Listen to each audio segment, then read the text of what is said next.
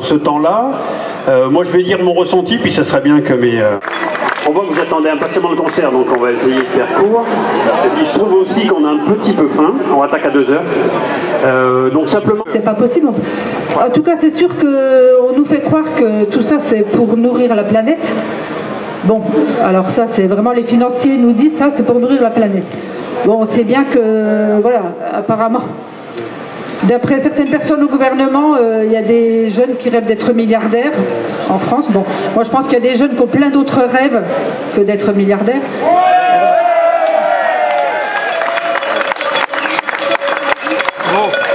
Alors voilà, on va continuer comme ça et puis on va continuer tous ensemble.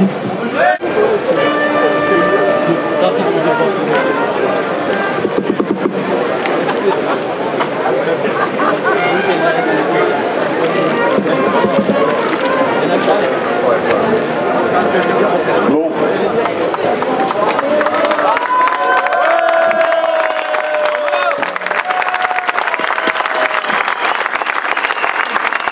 C'est un phénomène d'accaparement des terres. Et lutter contre l'accaparement des terres, c'est primordial. Parce que qu'est-ce que c'est que la terre? Ça permet de produire soi-même ce dont on a besoin. Des légumes, des céréales, du bois. Et donc, par cette capacité-là, la terre, c'est est vecteur de richesse. Et répartir la terre entre tous à la base, c'est répartir la richesse. Et c'est donner à chacun la capacité de subvenir lui-même à ses besoins sans forcément dépendre d'un grand système où il ne maîtrise plus rien. Oui, on voit qu'il y a un vrai mouvement qui s'est créé. Et je pense qu'à la veille du 18 juin, c'est un jour bien placé pour appeler à continuer la résistance. Voilà.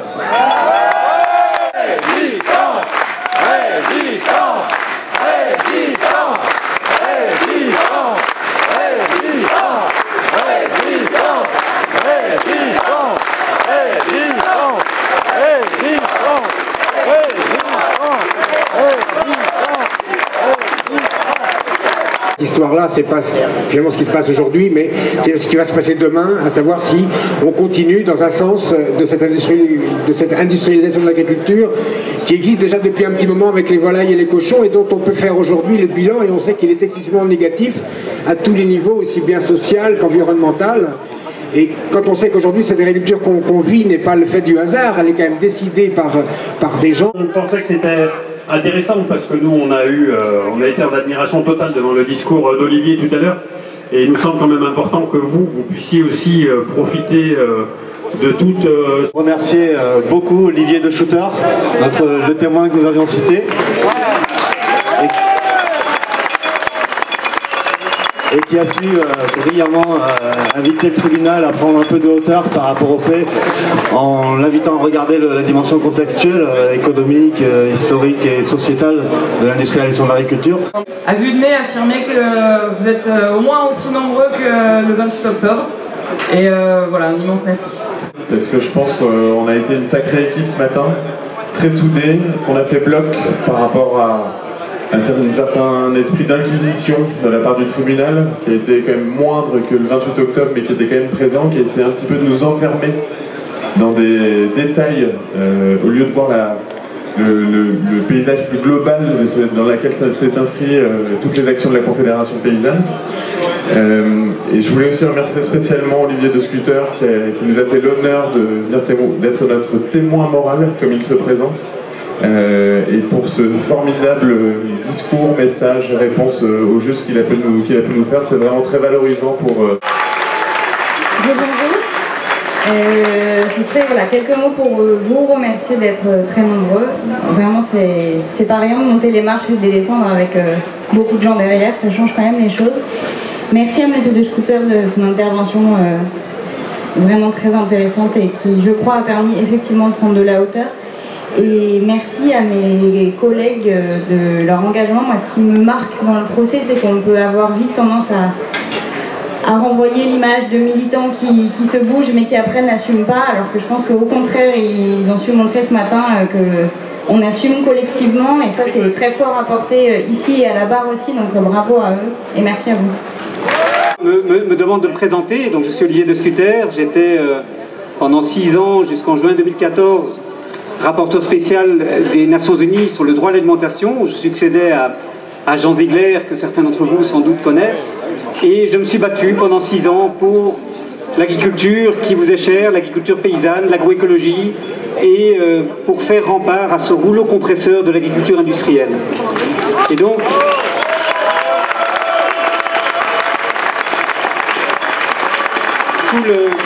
tout le défi aujourd'hui a été pour moi de tenter de faire voir que donner des outils prélevés dans une salle de traite d'une ferme-usine pour les donner symboliquement au ministre de l'Agriculture, au Salon de l'Agriculture, ce n'est pas du vol, ce n'est pas du recel, c'est un geste symbolique, syndical, c'est l'exercice de la liberté d'expression.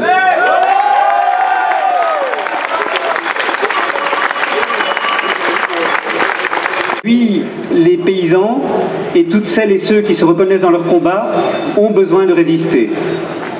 Aujourd'hui, c'est un geste de désobéissance civile, c'est l'exercice d'une liberté de manifester, c'est l'exercice de la liberté d'expression, ce n'est pas ce que le droit pénal qualifie comme vol, recel ou destruction de biens en réunion.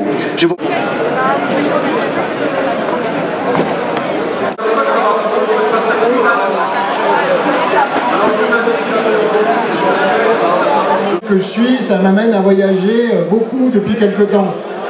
Alors des fois je voyage très près, je voyage jusque devant Bercy pour aller soutenir un camarade de la Poste, Yann Lemairer, militant syndical, fonctionnaire révoqué, premier fonctionnaire révoqué depuis 1950, et exactement.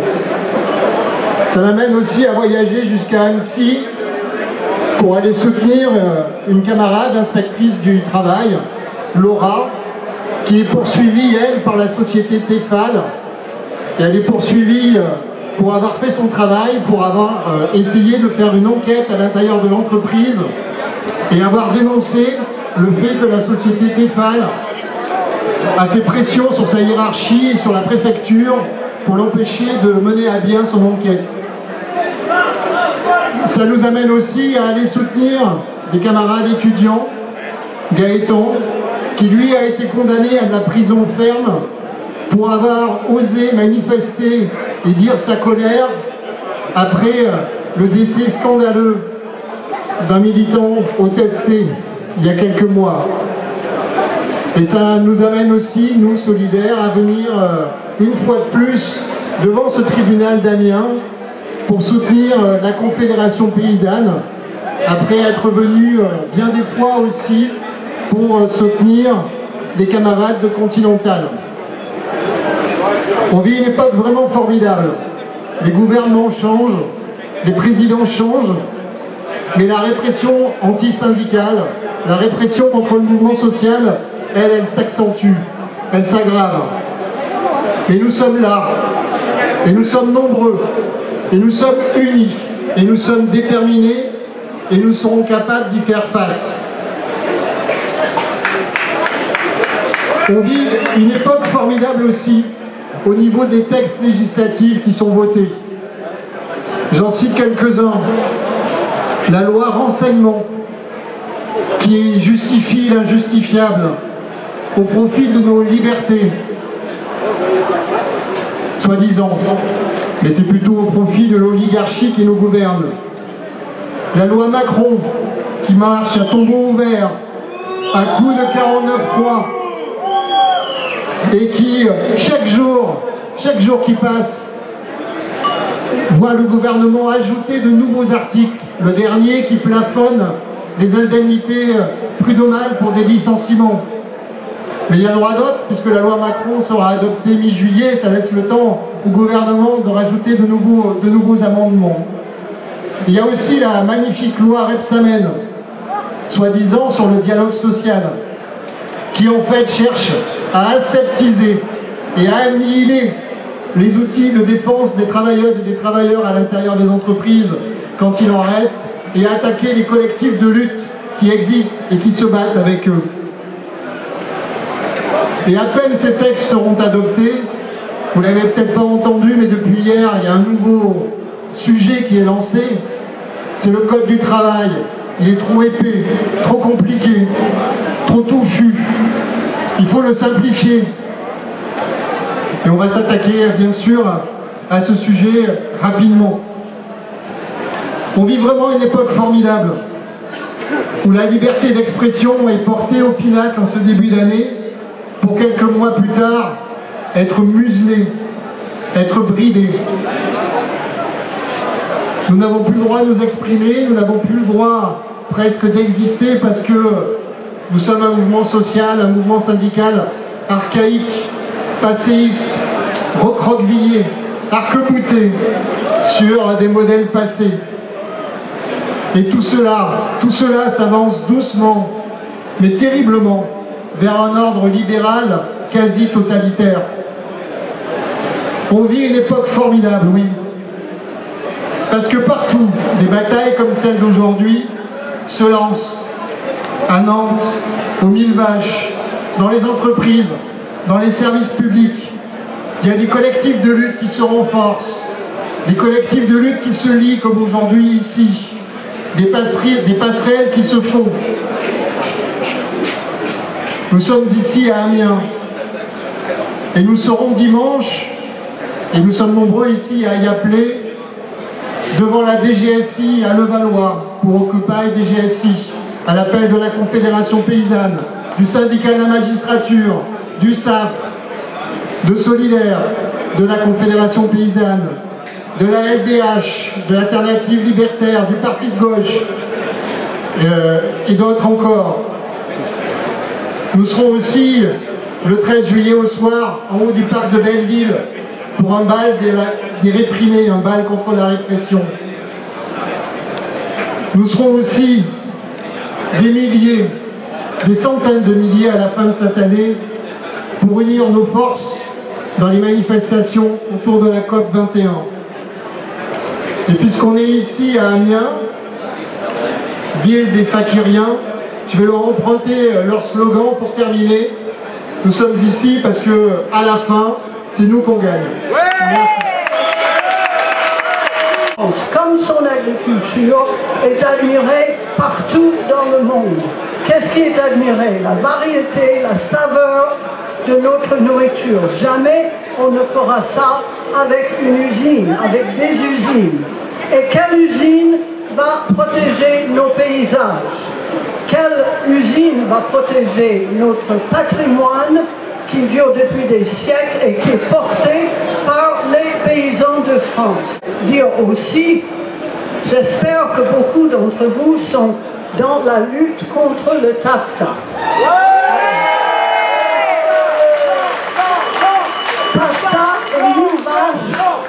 Taffetas et Mille Vaches, même combat.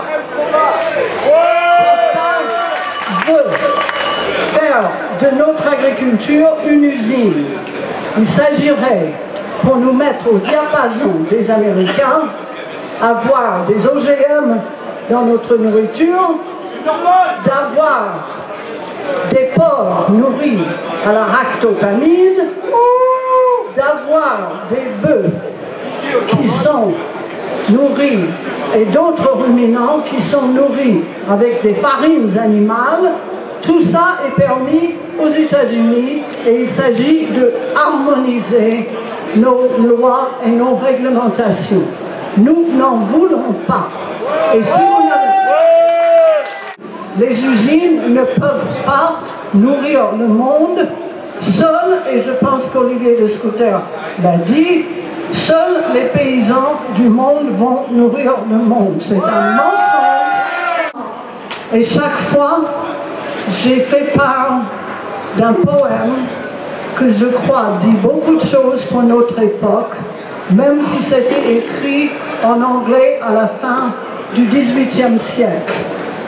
Et il s'agit d'un village déserté, il s'agit d'une agriculture qui a été ruinée. Je vous le dis parce que je crois que nous sommes contemporains de tous ceux qui ont lutté depuis de longues années. Voilà. En anglais, et c'est Oliver Goldsmith,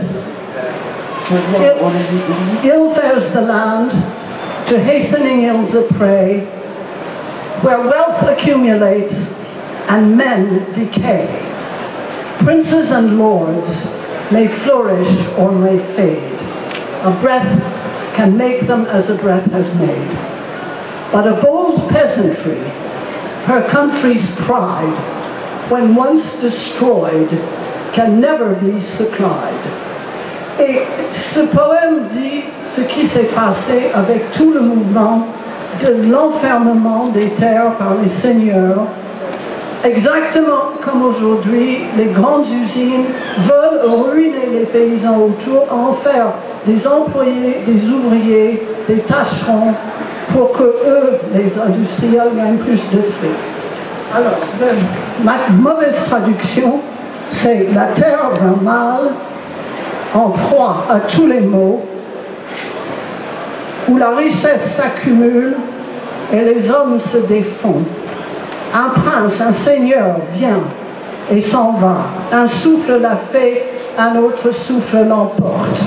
Mais une paysannerie forte, orgueil de son pays, une fois détruite, jamais ne se remplacera. Voilà, nous sommes face à cette bataille existentielle. Nous sommes face à une bataille historique et il faut la gagner, cette bataille. Et nos soldats actuels dans cette bataille sont les 9 de la conf. Relax pour tous et bravo aux actions et à tous ceux qui sont venus aujourd'hui. Merci beaucoup. C'est pour financer l'éleveur. Le lait est devenu sous-produit de la production énergétique. Et je crois qu'il faut rendre hommage aux gens de Novi-Seine qui, malgré les pressions, malgré les élus locaux, ont su dire non dès le début à la ferme des 1000 vaches.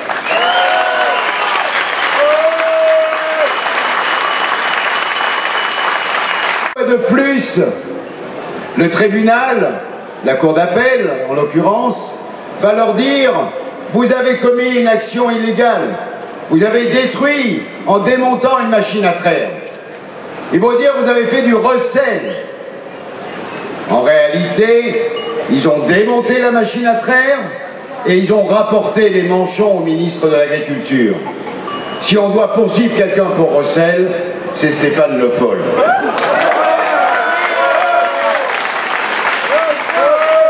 Ce procès, aujourd'hui, ne devrait pas avoir lieu. La cour d'appel d'Amiens aurait dû renoncer et aurait dû relaxer dès l'ouverture du procès. Pourquoi? Mais pour une raison très simple, c'est qu'il y a semaine dernière, cette ferme a été enfin reconnue comme illégale. Monsieur Ramry a menti, mais ça on le savait depuis le début qu'il avait menti. En ayant augmenté son cheptel de plus de 300 animaux par rapport à ce qu'il avait signé, Ramry a contrecarré à la décision administrative. Grâce à un salarié qui a été interviewé par Reporter, on a su que les conditions d'élevage étaient absolument déplorables et que les animaux étaient victimes de maltraitance. Aujourd'hui, la légalité a changé de camp. La légalité, elle est avec ceux qui contestent la ferme des 1000 vaches. Aujourd'hui, c'est Ramry qui est dans l'illégalité. Et la Confédération paysanne, avec son action, est encore reconnue plus légitime aujourd'hui qu'elle n'était hier au moment de l'action. C'est à Stéphane Le Foll d'assumer ses responsabilités. Il a un projet aujourd'hui qui est illégal. Il a un patron voyou. Eh bien, on exige, par notre présence ici devant le tribunal, qu'il y ait une décision administrative de fermeture immédiate de la ferme des 1000 vaches. eh bien, d'autres militants pourraient venir à nouveau perturber le fonctionnement de cette ferme, bloquer les camions de lait qui partent vers la Belgique. Les actions ne sont pas terminées. Et moi, j'appelle tous les gens qui sont ici à dire, oui, on est solidaires des 9 militants de la Confédération paysanne. Évidemment, on se bat ici pour qu'ils soient relaxés. Mais de toute façon, on doit continuer le combat. Ça veut dire concrètement qu'on doit s'engager, chacune et chacun qui sommes ici, à dire nous sommes prêts à faire pareil que les militants qui sont aujourd'hui devant le tribunal. Mais en même temps, il faut que partout en France, dans toutes les régions qui sont représentées aujourd'hui, on se batte contre l'ensemble des projets de fermes industrielles, que ça soit de l'élevage, que ça soit du maraîchage industriel. Il faut qu'on soit mobilisé pour bloquer partout ces projets destructeurs d'agriculture paysanne. C'est un combat européen. Un rapport vient de sortir ce matin sur la concentration et le vol des terres, le land grabbing au niveau de l'Europe. Ce n'est pas simplement quelque chose qui se passe en Afrique ou en Asie ou en Amérique du Sud. Ça se passe aujourd'hui aussi en Europe. Que ce soit en Bulgarie, que ce soit en Roumanie, que ce soit en Hongrie. Aujourd'hui, des grandes sociétés sont en train d'investir sur des milliers, des dizaines de milliers d'hectares, soit pour faire des agrocarburants, soit pour faire des fermes industrielles. Eh bien, notre rôle, c'est d'agir aussi partout sur ces territoires, avec les paysans, avec les citoyens qui se battent. Il y a quelques semaines, j'étais en Hongrie avec ceux qui luttent contre les terres redistribuées à ses copains industriels par Viktor Orban, le sinistre responsable de la Hongrie d'extrême droite. Aujourd'hui, il faut se battre sur tous les territoires contre cette logique destructrice de l'agriculture. Aujourd'hui, un actif sur 2 sur la planète sont des paysans. Ça veut dire que l'agriculture paysanne, c'est elle qui nourrit la planète. C'est elle aujourd'hui qui est l'avenir. Et si on veut une agriculture qui à la fois nourrisse les gens, crée de l'emploi et protège l'environnement avec le réchauffement climatique, eh bien c'est par l'agriculture paysanne et certainement pas par les fermes industrielles qu'on y arrivera.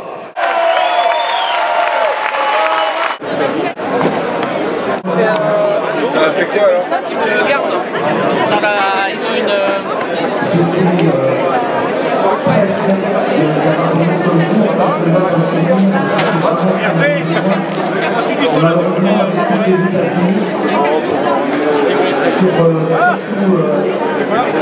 C'est vrai que c'était absolument indispensable d'être encore là aujourd'hui, comme nous l'avons été en octobre précédemment, comme nous l'avons été aussi d'ailleurs aux côtés d'autres camarades victimes de la répression. C'était les camarades de Conti à l'époque avec Xavier Mathieu, et les camarades de la Confédération paysanne étaient là en soutien. Donc mais il lutte globalement contre un modèle d'agriculture dont nous ne voulons pas en France, ni ailleurs d'ailleurs. Un modèle d'agriculture qui est à la fois contre les paysans, parce que effectivement ce ne sont plus des paysans qui travaillent dans ces fermes industrielles, qui est contre le bien-être des animaux et qui est contre la terre parce que ça la pollue. Alors oui, c'est fondamental d'avoir cette vision globale. C'est aussi pour ça qu'il est important de faire converger toutes les luttes qui sont les luttes contre la finance. Demain, si nous laissons passer le TAFTA, la situation sera encore aggravée. Donc la lutte aujourd'hui contre les fermes, comme la ferme de 1000 vaches, ou comme tous les autres projets qui sont des projets gigantesques, que ce soit pour les porcs, les poulets, les vaches, les veaux et ainsi de suite, ça va de pair avec la lutte contre le projet de traité transnational entre les États-Unis et la communauté européenne. Parce que si ce projet passe, ce sera encore aussi beaucoup plus difficile de défendre une autre agriculture, un autre projet de société. Parce qu'à chaque fois, ils viendront nous dire que ça met en jeu la compétitivité, que c'est non conforme aux lois sur la concurrence. Nous ne voulons pas de cette vision de compétitivité. Nous ne voulons pas être tout le temps dans la concurrence. Oui, nous voulons remettre de l'agriculture paysanne. Nous voulons relocaliser, pas seulement en France, mais partout. Chaque pays a le droit à son agriculture paysanne sans être envahi par des produits ultra financés par ceux qui ont du fric et qui pourrissent et la terre et le travail des paysans. Alors, il y a un ministre de l'Agriculture qui fait des grands discours sur l'agroécologie. Il y a une ministre de l'Environnement qui fait des grandes déclarations. Et à chaque fois, c'est toujours la même chose. Ils font exactement le contraire dans les faits. Ils nous parlent de lutte contre le changement climatique et ils favorisent l'écart. Ils détruisent les lignes SNCF sur des parcours qui sont justement en dehors des TGV. Ils nous parlent d'agroécologie et ils soutiennent la répression contre les neufs de la Confédération paysanne, qui ont tout simplement utilisé un droit qui est un droit citoyen, un droit de résistance pacifique. Pendant ce temps-là, il y en a d'autres qui au contraire mènent des actions violentes et eux ne sont jamais poursuivis en justice. Alors il y en a marre de ce deux poids, deux mesures. Oui, nous sommes aux côtés de tous ceux qui se battent, syndicalistes, militants associatifs, qui se battent contre cette société inhumaine, cette société du profit, cette société du fric, pour une société qui soit une société humaine, qui soit une société du bien vivre et qui soit une société qui permette à chacune et à chacun d'avoir sa place dans notre pays, d'avoir sa place en ayant de quoi vivre de son travail. Et on va être tous et toutes le 11 et 12 juillet à Notre-Dame-des-Landes contre ce grand projet inutile et continuer aussi à se mobiliser contre les gaz de schiste, parce qu'il faut savoir que la société Vermillon n'a pas renoncé à utiliser les permis qu'elle a d'exploitation du gaz de schiste. Donc tous ensemble, on continue la lutte.